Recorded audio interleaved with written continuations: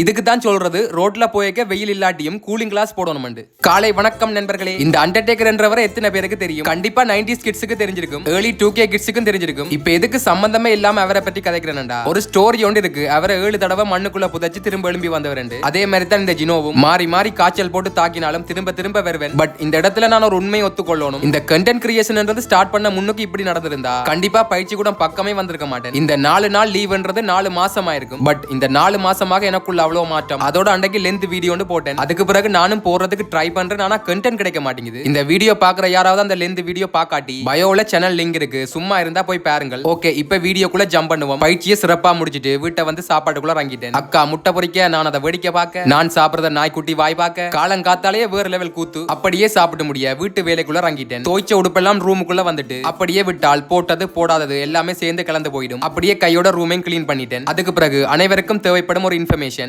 யாராவது இப்ப லேப் வாங்கணும்னு ஒரு பிளான்ல இருந்தீங்களா, ஐ மீன் படிக்கிற பிள்ளைகளா இருந்தாலும் சரி, வேலைக்கு போற ஆட்களா இருந்தாலும் சரி, யூஸ் லேப்பா இருந்தாலும் சரி, பிராண்ட் நியூ லேப்பா இருந்தாலும் சரி, வாங்கணும்னு பிளான்ல இருந்தீங்களா, உங்களுக்கான ஒரு இன்ஃபர்மேஷன் தான் நான் இப்ப சொல்ல போறேன். bubbly.lkல இருந்து பிராண்ட் நியூ லேப்டாப், அப்புறம் ஜூஸ் லேப்டாப்.